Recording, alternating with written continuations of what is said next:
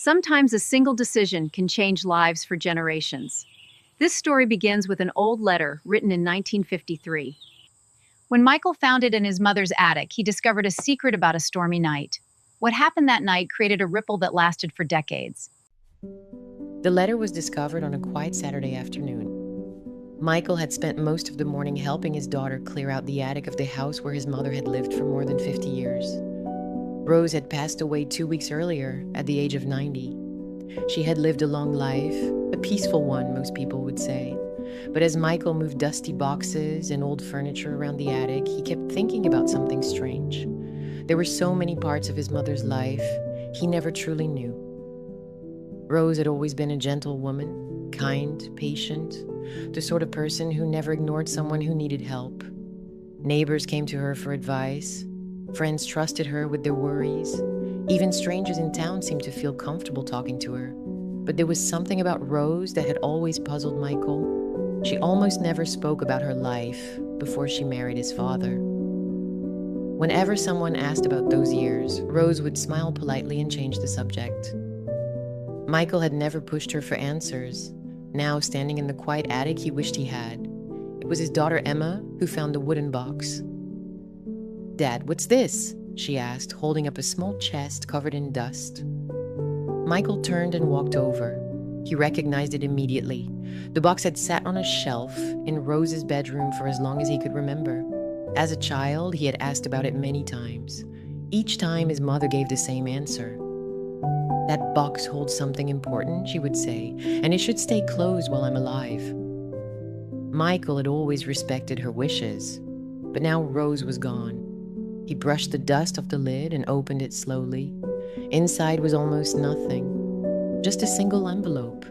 The paper was yellow with age and the edges were fragile. On the front was a date written in careful handwriting. March 1953. Beneath the date was a message. "For my family, when the time is right." Michael felt a strange chill run through him. That evening, the family gathered around the kitchen table in the old house. Michael's wife, Linda, sat beside him. Emma and her younger brother, Daniel, leaned forward with curiosity. Michael carefully opened the envelope. Inside was a handwritten letter. The ink had faded slightly, but the words were still clear. Michael began reading. The letter started with a simple sentence.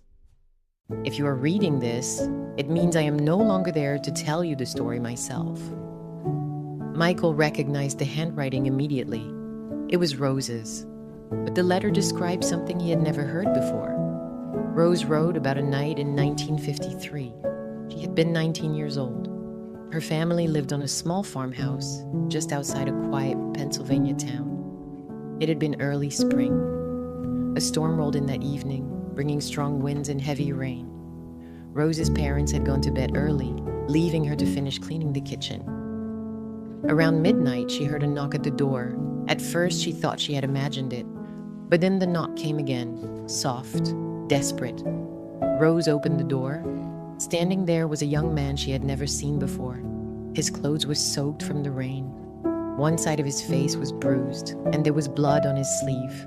The man looked exhausted, but it was the fear in his eyes that Rose remembered most clearly. He asked her for help. The man explained that he was traveling through the area when something terrible had happened. He said people were looking for him, people who believed he had committed a serious crime. He insisted he was innocent, but he didn't think anyone would believe him. He only needed a place to hide for the night. By morning, he would leave. Rose stood there in the doorway, unsure what to do. Helping him could be dangerous. If the police came looking for him, her family could get into trouble. But something about the man's voice convinced her he was telling the truth. After a moment of hesitation, she made a decision. She led him quietly to the barn, behind the farmhouse. He could stay there until morning. The letter paused there. Michael noticed his hands had begun trembling slightly as he read. Emma leaned closer. "What happened next?" she asked. Michael continued reading. Early the next morning, the man thanked Rose before leaving. He told her he would never forget her kindness. Before he walked away, he said something unusual, something Rose remembered for the rest of her life. The man said, "If I survive this, I will spend the rest of my life helping people the way you helped me tonight." Then he disappeared down the road. Rose never saw him again, at least not for many years. Later that same morning, police officers arrived in town.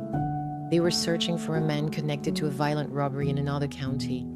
The description they gave sounded exactly like the stranger Rose had helped. For days afterward, Rose felt a knot in her stomach. Had she helped an innocent man escape danger? Or had she unknowingly helped a criminal escape justice? She never told anyone about the night in the barn. Not her parents, not her husband years later, not even Michael. But the uncertainty stayed with her for decades.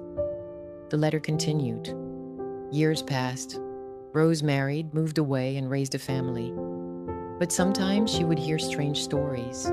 Stories about a quiet traveler who appeared in towns during difficult times, after floods, after fires, after storms. People described a man who helped rebuild homes, repaired broken barns, or donated money to struggling families. He never stayed long enough for anyone to learn much about him. He simply helped and then moved on. Whenever Rose heard those stories, she wondered if it might be the same man she had helped during that stormy night in 1953. But she never knew for sure until one afternoon many years later. Michael paused. The room had grown very quiet. Emma and Daniel were completely focused on the story now. Michael read the next paragraph slowly. The letter explained that when Michael was about 8 years old, a stranger came to visit the house. Rose answered the door and immediately recognized him. It was the same man she had hidden in the barn decades earlier. He looked older, of course, but she knew it was him. The man smiled when he saw her. He said he had been searching for years to find her again, to thank her. Rose invited him inside. They talked for nearly an hour. But there was one question Rose couldn't stop thinking about. She finally asked him, "Were you guilty of the crime they accused you of back then?" The man thought for a long moment before answering. Then he said something strange. He said, "That night you chose to trust me, and that choice changed the rest of my life." He never directly answered the question. After that, he thanked Rose once again and quietly left. She never saw him again. Michael turned to the final page of the letter. The last part surprised him even more. Rose explained that after that visit, strange things began happening over the years. Whenever the family faced serious hardship, help somehow appeared. When Michael needed money for college, an anonymous donation covered the remaining tuition. When Rose struggled with medical bills later in life, someone quietly paid them.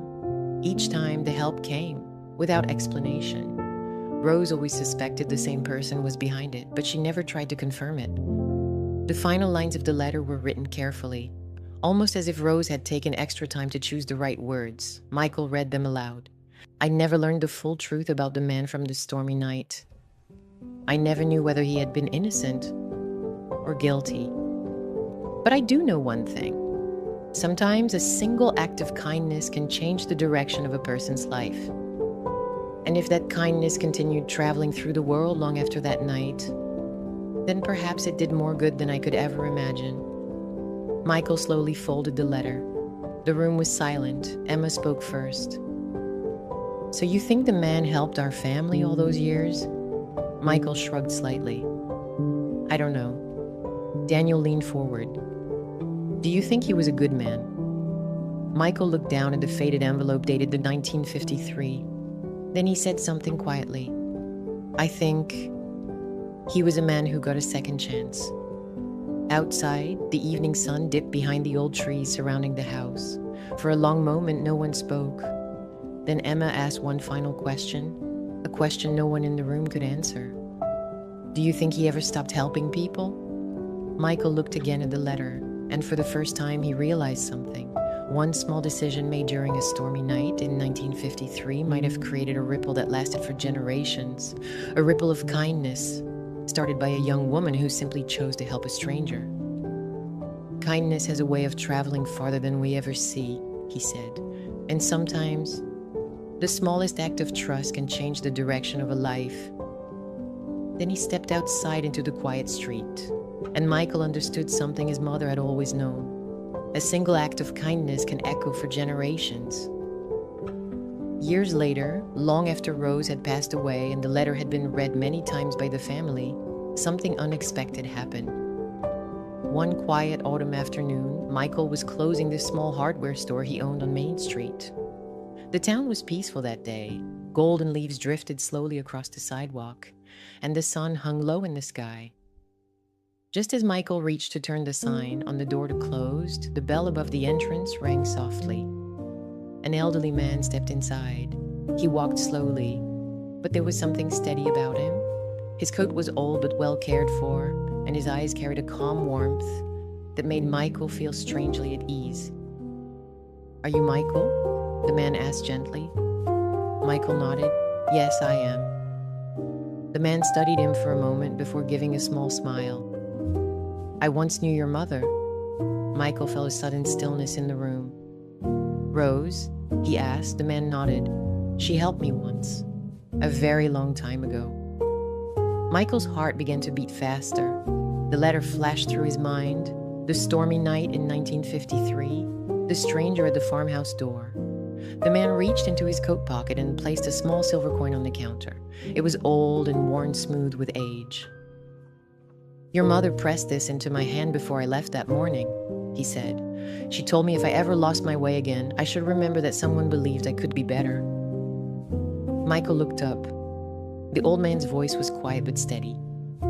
"That night," he said, "your mother made a choice. She chose to trust someone the world had already judged." He paused. "Most people believe one mistake defines a life, but your mother believes something different." Michael listened closely. She believed the most important moment in a person's life is the moment someone gives them a second chance. The old man looked toward the door, remembering. That night in 1953, your mother didn't just help a stranger hide from the storm. He met Michael's eyes. She helped a man believe he could become someone better. For a moment, neither of them spoke. Then Michael asked a question that had lived in his mind since reading the letter. "Were you guilty of the crime they accused you of?" The man stood quietly for a moment, then he smiled gently. "Your mother believed people could change the direction of their lives," he said. He stepped outside into the fading sunlight. "And I spent the rest of mine trying to prove her right." Before Michael could respond, the stranger was already walking down the quiet street. Sometimes the truth of a life isn't written in its mistakes, but in the choices made afterward. And perhaps redemption is simply the quiet courage to become someone better than you once were. Thanks for watching Michael's story. If this touched your heart, don't forget to like, subscribe, and follow for more inspiring stories. See you in the next one.